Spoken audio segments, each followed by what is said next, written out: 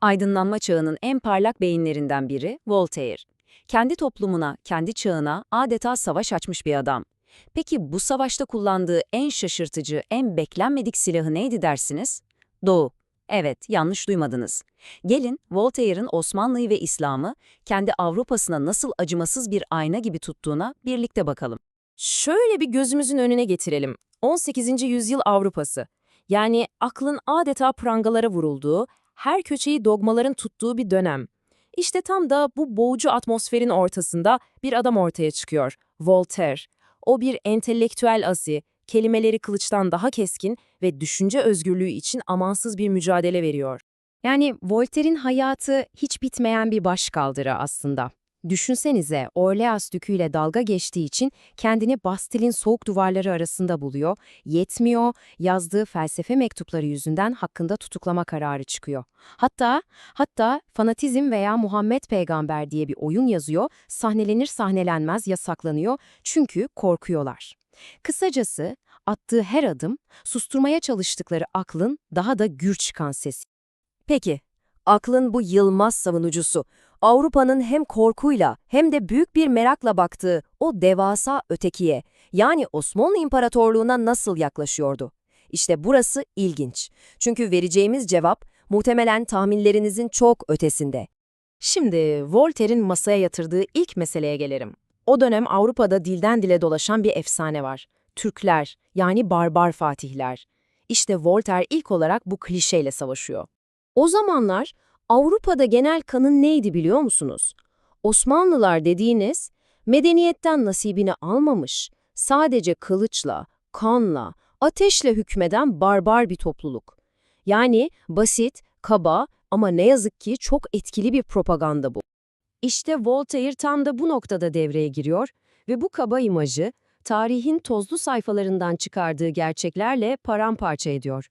Barbar dedikleri o insanların karşısına bambaşka bir portre çıkarıyor.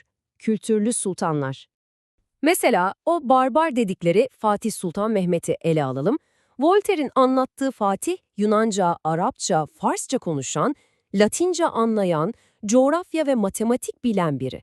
Sanata o kadar düşkün ki kalkıp Venedik'ten meşhur ressam Bellini'yi sarayına davet ediyor.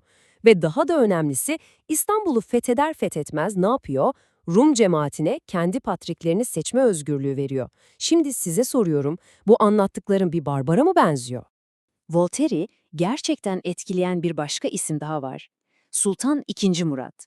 Düşünün bir kere, bir hükümdar tahtın o göz kamaştıran gücünü bırakıp kendini ilme, irfana adıyor. Hem de bunu bir değil, tam iki kez yapıyor. Voltaire için bu akıl almaz bir erdem.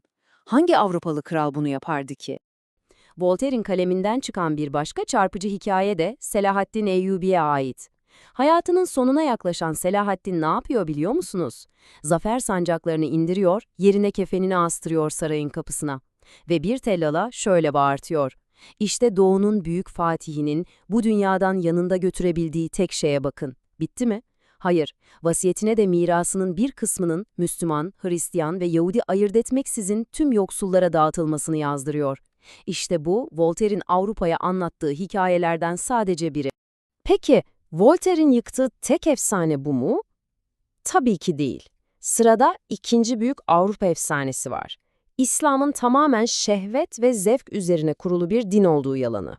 Yani o dönemde Avrupalıların kafasındaki İslam imajı aşağı yukarı şöyle bir şey. Sadece bedensel hazlara odaklanan, cennette huriler vaat eden, ilkel hurafelerle dolu bir inanç. Kısacası, akıldan çok bedenin arzularına hitap eden bir din olarak karalanıyordu. Ama Voltaire ne yapıyor? Kulaktan dolma bilgilere inanmak yerine gidip Kur'an'ı bizzat kendisi okuyor. Ve o ön yargı perdesini araladığında gördüğü şey o şehvet fantazilerinin çok farklı, karşısında akla ve mantığa hitap eden rasyonel bir inanç sistemi buluyor. Özellikle bu ayet, yani İhlas suresi, Voltaire için adeta bir aydınlanma oluyor. İslam'ın gücünün tam da burada yattığını fark ediyor. Tanrı'nın mutlak birliği üzerine kurulu bu saf, sarsılmaz tek Tanrı inancında. Ona göre bu sade ve akılcı fikir, Asya'nın büyük bir bölümünü putperestliğin ve batıl inançların karmaşasından kurtaran şeyin ta kendisiydi.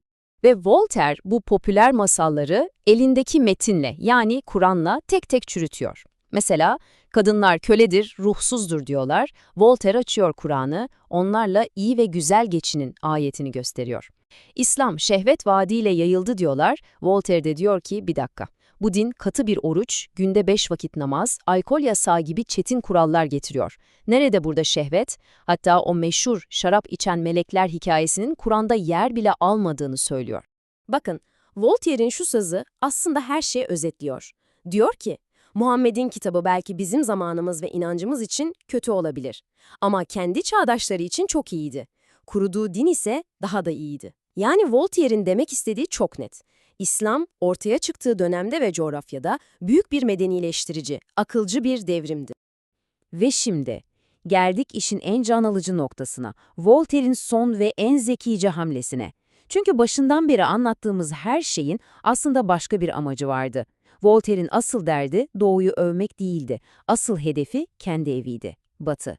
Aslında Voltaire, Osmanlı'ya anlatırken lafı hep Avrupa'ya getiriyordu. Şöyle ki, siz papa olarak para karşılığında günah affediyorsunuz, onlardaysa zekat yani yoksula yardım imanın şartı diyordu. Siz protestanları inançları yüzünden kazıklara bağlayıp yakıyorsunuz, onlardaysa Hristiyanlar, Yahudiler hoşgörü içinde yaşıyor diye yazıyordu. Sizin krallarınız yetkimi Tanrı'dan aldım diye mutlak güç iddia ediyor, onlardaysa halk adaletsiz bir sultanı tahttan indirebiliyor diyordu. Anlıyorsunuz değil mi? Her cümle Avrupa'nın suratına inen bir tokat gibiydi. İşte bütün meselenin özü bu. Voltaire'in Osmanlılar üzerine yazdığı her satır aslında kendi toplumundaki dini yobazlığa, siyasi çürümüşlüğe indirilmiş bir darbeydi. O, öteki dediği bir dünyayı, Batı'nın kendi çirkin yüzünü görmesi için dev bir ayna olarak kullanıyordu. Kısacası, Voltaire, tarihi ön yargıya karşı bir silah gibi kullandı. Bize de şunu gösterdi. Cehaletin ilacı bilgidir, ön yargının panzehiri ise anlamaya çalışmaktır. Onun bu cesur duruşu bugün bize de çok önemli bir soruyu miras bırakıyor. Peki ya biz? Kendi toplumumuzun, kendi zamanımızın kusurlarını görmek için hangi aynalara bakmaktan köşe bucak kaçıyoruz?